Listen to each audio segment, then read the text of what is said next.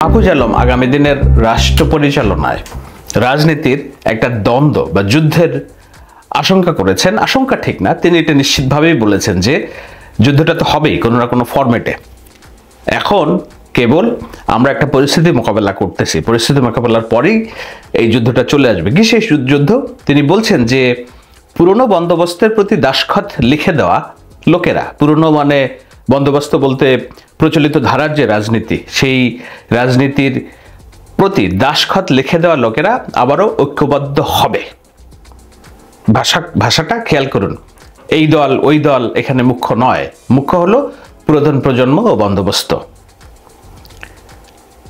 Milan জামাত ইসলামের আমিরের কথার সাথে তাদের সাম্প্রতিক কথা, তারা রাজনীতির প্রতিপক্ষ হিসেবে বিএনপির কেউ এর আগে নানানভাবে সমালোচনা করার চেষ্টা করেছে। আর আওয়ামী লীগ তো তাদের সরাসরি শত্রু, আওয়ামী লীগকে উৎখাত করেছে তারা, আমরা সবাই মিলে। এখানে তারা এবং আমরার মধ্যে নানান রকম তফাৎ থাকতে পারে, নানান রকম ভাবনাগত অমিল থাকতে পারে, কিন্তু মূল যে উদ্দেশ্য একটা বাংলাদেশের নতুন সংস্কৃতি চালু করা, তারুণ্যের মুক্তি, অর্থনৈতিক মুক্তি এবং সবার সাথে একটা সহনশীল রাজনৈতিক পরিবেশ, এগুলো আমাদের সবার স্বপ্ন। মানবিক বাংলাদেশ, দায়দরদার সমাজ প্রতিষ্ঠা করা, এগুলো আমাদের স্বপ্ন। সেই স্বপ্নের পথে পুরাতন যে রাজনীতি, পুরাতন যে চিন্তাধারা, সেই চিন্তাধারা থাকবেই এবং এই চিন্তাধারার লোকজন একত্রিত হবে, সেটা তিনি বলেছেন। এবং বয়স আমার ছোট, অনেক ছোট, কিন্তু তার ভাবনাকে আমি ধাতব্য ধরেই আলোচনাটা করছি। এবং কেন জামায়াতের এইটার বিরোধিতা, এইটার আঁচটা করতে পেরেছে, যেটা বিএনপি অনেক আগেই আঁচ করেছে, সেটা নিয়েই আমি ব্যাখ্যা দেব। এবং কেন ব্যাখ্যা দেব যে সেই রাজনীতিতে আওয়ামী লীগের কোনো অবস্থান নেই, জামায়াতও খারিজ হয়ে যাবে কিনা এরকম একটা শঙ্কার মধ্যে পড়েছে বর্তমান সময়টা, সেটা জামায়াতের আমির আঁচ করতে পেরেছেন।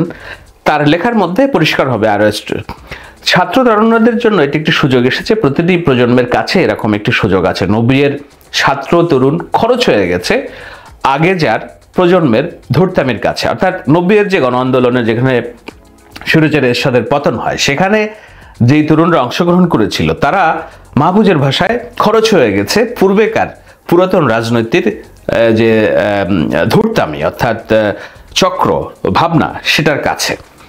আবারও সে ধূর্ত পুরাতনপন্থী ছাত্র তরুণদের মধ্যে যে বিভেদ ও অনাস্থা তৈরি করেছেন, সেই সম্বন্ধে ছাত্র তরুণরা সতর্ক না থাকলে তারা প্রজন্ম আকারে হত্যাযোগ্য হয়ে উঠবেন। কারণ 90 এত রক্তাক্ত এবং কনফ্রন্টেশন ছিল না। তিনি বলছেন এই পুরাতন রাজনীতির মধ্যেই ঢুকিয়ে দেওয়ার যে ন্যারেটিভ, সেটি এখনো চালু আছে এবং এইটা বুঝতে হবে। যদি না বুঝে তাহলে এই বর্তমান তরুণ যারা এই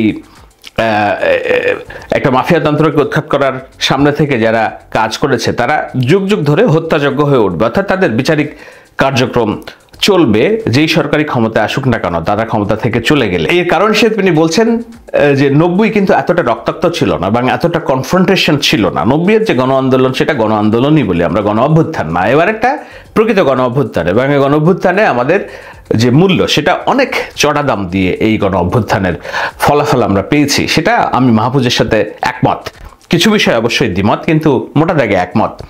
সেই জায়গায় তিনি বলছেন যে সেই ধূর্ত এখানে 1.5 লক্ষ আহত, মানে মাঠের লড়াকু আছেন, 2000 বা তার বেশি শহীদ হয়েছেন। যুদ্ধের পূর্ববর্তী মুহূর্তে একটা সামাল দেওয়া প্রচেষ্টা শুরু হয়েছে, যা এখন চলমান, কিন্তু এই যুদ্ধ তো হবেই কোনো না কোনো ফরম্যাটে।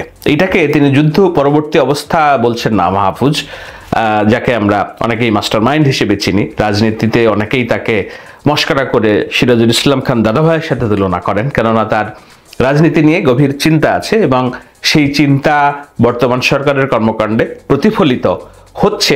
তরুণদের অনেক একটা অংশের মধ্যে তো হচ্ছেই। আমি ছাত্র সমন্বয়ক বলতে যারা মাঠে ছিল সবাই যে মাহফুজের অনুসারী এটা না, কিন্তু একটা অংশ যারা সরকারে আছে, তারা একসাথে আছে বলেই প্রতীয়মান হয় নানান রকম বিশ্লেষণে। সেখানে বলছে যে পুরাতন ও নতুনের এই রক্তাক্ত দ্বন্দ্বে রণনীতি ও প্রধান দ্বন্দ্ব বুঝে নেওয়া জরুরি, খুবই জরুরি। মৃত্যু আমাদের ছুঁয়ে গেছে, আমরা জ্যান্ত মারা হয়ে গেছি। আমাদের শহীদ হয়ে যাওয়া ভাই বোনের সাক্ষ্যকে নিরন্তর পুনরাবৃত্তি করে যেতেই হবে। ক্লান্ত হইন না, জড় হন, ঘন হয়ে বসুন। এখানে একত্রিত হওয়ার কথা বলছে মাহফুজ। কেন কোন প্রেক্ষিতে কিসের জন্য একত্রিত হওয়ার কথা বলছে? বলছে যে যুদ্ধের পূর্ববর্তী অবস্থায় একটা পরিস্থিতির মধ্যে দিয়ে সামাল দেওয়ার চেষ্টা করছে বর্তমান সময়, কিন্তু এই যুদ্ধ তো হবেই কোনো না কোনো ফরম্যাটে। কোন যুদ্ধের কথা বলছে?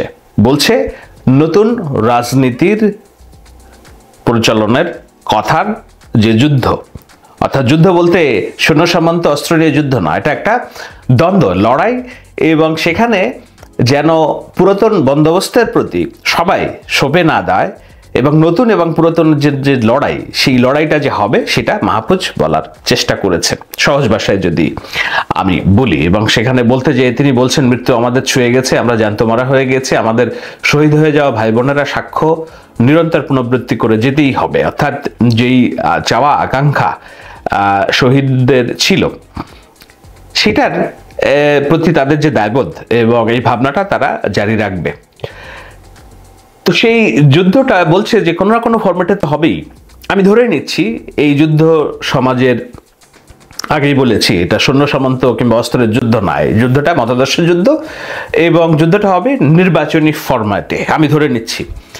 তো নির্বাচনী ফরম্যাটে যদি যুদ্ধ হয়, সেখানে মাহফুজরা বলছে যে পুরাতন বন্দোবস্তের প্রতি দাসখত লিখে দেওয়া লোকেরা আবারও ঐক্যবদ্ধ হবে। এই দল ওই দল এখানে মুখ্য নয়, মুখ্য হলো পুরাতন প্রজন্ম ও বন্দোবস্ত। তো সেই পুরাতন রাজনীতি, পুরাতন প্রজন্ম ও বন্দোবস্তের রাজনীতির তিনটা ক্ষেত্র আছে: আওয়ামী লীগ, বিএনপি, জামায়াতে ইসলামী, জাতীয় পার্টি, চারটা ক্ষেত্র। এর মধ্যে জাতীয় পার্টি এবং আওয়ামী লীগ একই ধাঁচের, একই সাথে রাজনীতি করছে। বিএনপি এবং জামাত দীর্ঘদিন একই ধাঁচে, একই সাথে রাজনীতি করলেও এখন কিছুদিন যাবৎ, বিশেষত সরকারের গত 100 দিনের কর্মকাণ্ডে একটা সময় মনে হয়েছিল যে জামাত এই সরকারের ডমিনেন্ট পাওয়ার, অর্থাৎ এই সরকারের কর্মপদ্ধতি কি হবে না হবে সেটা জামাতের প্রভাব অনেক স্পষ্ট। দল হিসেবে জামাত যতটা না ভূমিকা পালন করছে, ছাত্র সমন্বয়ক, ছাত্রদের মধ্যে থেকে কিছু মানুষ জামাতের প্রতি তাদের অনুরক্তি, এবং রাষ্ট্র পরিচালনায় জামাতের যে এজেন্ডা, সেই সব এজেন্ডা আমরা দেখতে পাচ্ছিলাম। দেখতে যেতে যেতেই মনে হচ্ছিল যে এই সরকার জামাতের এজেন্ডার বাস্তবায়ন করছে কিনা, কিন্তু যত দিন যাচ্ছে তত পরিষ্কার হচ্ছে যেখানে তারা জামাতের এজেন্ডা নয়, নতুন এজেন্ডা আনতে চায়। সেই নতুন এজেন্ডায় দুইটা রাজনীতি খারিজ হয়ে যাওয়ার সম্ভাবনা আছে। একটা হলো জামায়াতে ইসলামের রাজনীতি, সম্ভাবনা আছে, আর আওয়ামী লীগের রাজনীতিও খারিজ হয়ে যাওয়ার সম্ভাবনা আছে, যৌক্তিক সম্ভাবনা আছে। কেন সম্ভাবনা আছে, এখন সেই আলোচনাটা দিয়েই আমি শেষ টানার চেষ্টা করব। আগেই বলেছি, বাংলাদেশের আগামী দিনের ভোটের রাজনীতিতে আমি আওয়ামী লীগের কোনো অবস্থান দেখি না। আর নতুন করে সম্ভাবনা হয়েছে জামাতের রাজনীতির অবস্থান অত্যন্ত হীন, গৌণ হয়ে যাওয়ার সম্ভাবনা। আওয়ামী লীগের কেন সম্ভাবনা দেখি না? এই কারণে দেখি না যে আওয়ামী লীগ বাংলাদেশের একটি পুরাতন রাজনৈতিক দল হইলেও যেই প্রক্রিয়ায় আওয়ামী লীগ বিদায় হয়েছে, এটি ইতিহাসে অন্যান্য উৎখাত, মাফিয়াতন্ত্রের উৎখাত এবং পলায়নরত, পালিয়ে যায় যেই পুরা মতাদর্শের লোকজন, শাসন ব্যবস্থা, 300 সংসদ সদস্য, তাদের নিয়োগকৃত ইমাম পর্যন্ত যখন পালিয়ে যায়, এটা একটা পতন, সামগ্রিক পতন। এই পতনের প্রেক্ষিতে উঠে দাঁড়ানো আর সম্ভব হয় না। আপনারা 75-এর সাথে অনেকেই তুলনা করবেন, আওয়ামী লীগ কর্মী সমর্থকরা, যে 75-এ যদি আওয়ামী লীগ উঠে দাঁড়ায় এবার কেন পারবে না। 75 ছিল পুরোপুরি একটা ভিন্ন প্রেক্ষাপট। সেখানে রাষ্ট্রের স্বাধীনতা যুদ্ধের নেতৃত্ব দানকারী একজন নেতাকে হত্যা করা হয়েছিল সপরিবারে, এবং সেই হত্যা করার প্রেক্ষিতে তাদের মতাদর্শ কিন্তু হত্যা করা হয়নি। ওই সরকার কিন্তু পালিয়ে যায়নি, সরকার দেশেই ছিল, তার মন্ত্রীরা দেশে ছিল, তার অনুসারীরা দেশে ছিল, রাজনীতিবিদরা দেশে ছিল। যখন রাষ্ট্রপ্রধানকে হত্যা করা হয়, তার ওই রাজনৈতিক দলের মন্ত্রী, সংসদ সদস্য এবং তারা এই দলের রাজনীতিকে টিকিয়ে নেওয়ার জন্য, চালিয়ে নেওয়ার জন্য কিন্তু মাঠেই ছিল, তারা পালিয়ে যায়নি। সুতরাং সেখানে তাদের অনেক সময় লেগেছে, কিন্তু তারা রাজনীতিতে প্রতিষ্ঠিত হয়েছে জিয়াউর রহমানের কৃপায়।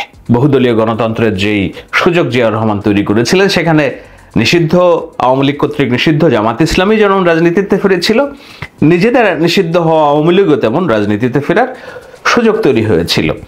কেন তৈরি হয়েছিল? ওই যে বলেছি, তারা কিন্তু পালিয়ে যায়নি, উৎখাত করা হয়নি। তাদের রাষ্ট্রপ্রধানকে হত্যা করা হয়েছিল, কিন্তু তাদের সমস্ত কর্মী সমর্থক, তাদের নেতা কর্মীরা বাংলাদেশের মাটিতেই ছিলেন। সুতরাং তারা একত্রিত হয়েছেন এবং রাজনৈতিক কৃপায়, জিয়াউর রহমানের কৃপায় তারা রাজনীতিতে করে এমনভাবে সরকার পরিচালনা করেছেন গত 16 বছর, যে তাদেরকে খেদিয়ে দেশ ত্যাগ করতে বাধ্য করেছে বাংলাদেশের মানুষ। সুতরাং এই রাজনীতি আর বাংলাদেশে ফিরবে না।